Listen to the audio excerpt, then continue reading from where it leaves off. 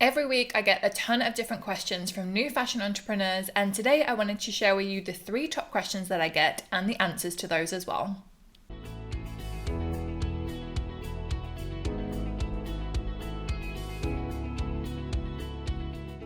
If you're new here, hi, I'm Vicki, founder of The Fashion Business Coach, and I love helping brands to scale strategically and increase their profits. Every week I produce a new free video, so if you enjoy this one, make sure that you subscribe or follow along to enjoy that new video each and every week.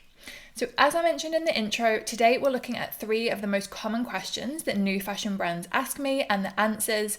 And if you stick around till the end, I'm going to be telling you about a free event where you can join me live and ask these questions and even more on the fly and get personalized, tailored answers. And I'm really, really excited to bring this back. We do this every year and it's finally the time to do it again. So I'm really excited to share that with you. But first things first, these questions. So the first one is, how do I find the perfect factory? I get asked that or variations of that all the time, and my answer is always, you kind of don't. There's no such thing as a perfect factory. People are often asking me like, who does the best quality or who is the best factory? And the reality is, finding a factory is very much like matchmaking. There's no one generic perfect factory for everybody. The perfect factory is very much dependent on what it is that you want, coupled with your ability to manage the factory. So let's unpack this a little bit. First things first, why is it like matchmaking? Well, there's different scenarios, different kinds of products that people are making and different things that people want. So when looking for a factory to manufacture a range, I'm not automatically thinking, okay, who do I know, who has been good for me in the past, who can I work with for this new range? Because often people who have helped me in the past won't be able to help me with a new kind of product. And the thing is, when it comes to who is a good partner, we need to ask ourselves the following questions. We need to know, how many items are we able to produce? And that's per color and style. We also need to know the quality expectations that we have. We need to know our budget for those products. We need to know what we're making exactly and the equipment, the machinery that's going to be needed to make those products. And we also need to have a location in mind. That last one, not so important, but the first 4, absolutely. We need to know those things going into any kind of factory inquiries. So when we know those things, that's when we can start making inquiries and start to find somebody who is a partner who is suitable for us. We don't want to rely too heavily on recommendations, because if somebody, for example, maybe they're making the same products as you, but they have a much higher quantity than you, chances are their factory is not going to be a good fit for you. And it's often a way where people run into trouble because they've heard like, oh, such and such brand that they like is manufacturing at this one factory. So they then go and do the same, but they're not producing many items. And then they have problems with that factory. The number of products that you're producing is such a key factor in how that relationship with the factory is going to go. So very, very important to get those things ironed out initially and really find something that's specific to your unique circumstance with those 5 factors that we just talked about. The other thing to know with factory manufacture is it's not really down to the factory to manage the level of quality. That is down to you. You need to outline the quality expectations down to the stitch details that you're using, the construction that you're using, and all those finer details. That is on you. That's not up to the factory to decide on those things. So a great manufacturing run is largely dependent on you as the brand owner. You need to be setting these expectations, being super clear about what you want, and also actually managing the factory actively. When I'm in a production run, either for myself or for a client, I'm checking in with the factory almost every day.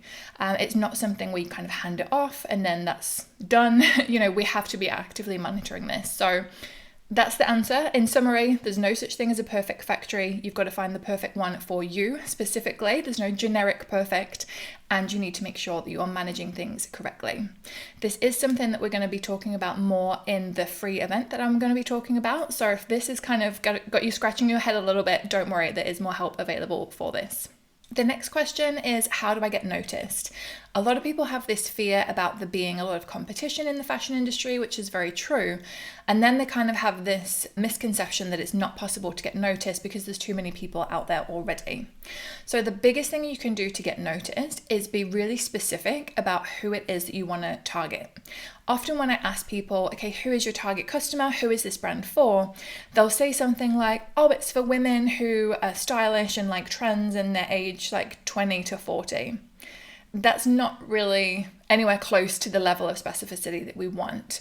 And we also want to focus more on mindset things, personal interest things like beliefs, values, that sort of thing, and get really specific on the kind of brand that we want to have. And that level of specificity is going to help us to really understand our customer inside and out, know what gets their attention, and then know how to cater to them to serve them best and get their attention. So to give you an example, if you taking those examples that people have given me, so someone saying, oh, I want to start a swimwear brand for people who are trend-led and age 20 to 40, it's far too open, far too generic.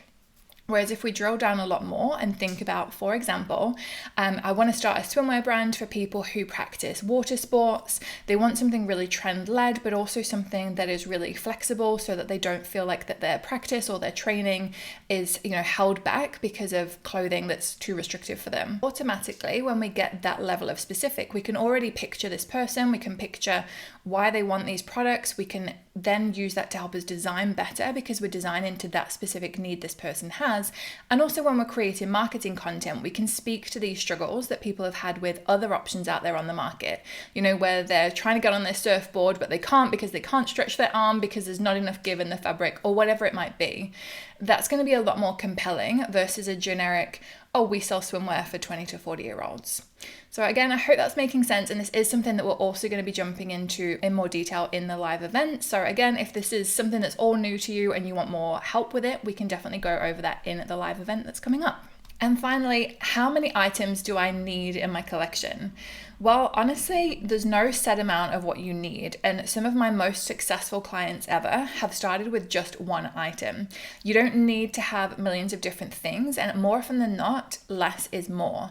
If you're somebody who's new to the industry, it's not advisable to make, 10, 20, 30 items because you've got all of that learning curve associated with getting your products made and manufactured. As we already spoke about, you are going to be needing to work with the factory and communicate with them almost on the daily.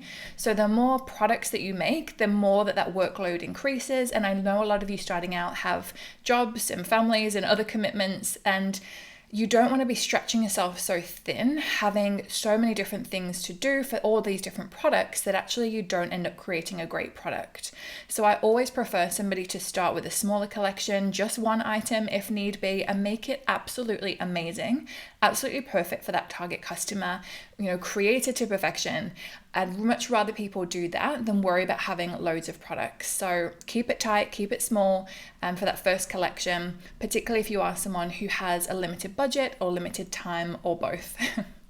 So I hope these tips have helped you. As I've mentioned a couple times, I have got a free event coming up. It's our annual fashion design challenge. It's completely free, and over 5 days I'll be going live helping you with training with different aspects of creating your very first fashion design. We also have Q&As at the end of those sessions. If you can't make it live, do not worry. There's replays available for all of them for a limited time. And you'll also get a workbook to walk away with so that anything that you want to jot down or any key things that I talk about are in that workbook for you so you can keep referring back to it. If this sounds interesting and you want to know more about all of these topics that we've just talked about today and other ones that I'm going to be introducing to you in this session, for example, we've got a session on mood boards and trends and things like that. We've got sessions on actually creating your designs, drawing them out even if you have zero design skills. So we're going to be talking about all this and more. I will leave the link to sign up absolutely free. And I cannot wait for this event. It was so good last year. I'm sure it's going to be amazing this year, and I can't wait to see you there. Thank you so much for watching, and we'll talk soon. Bye.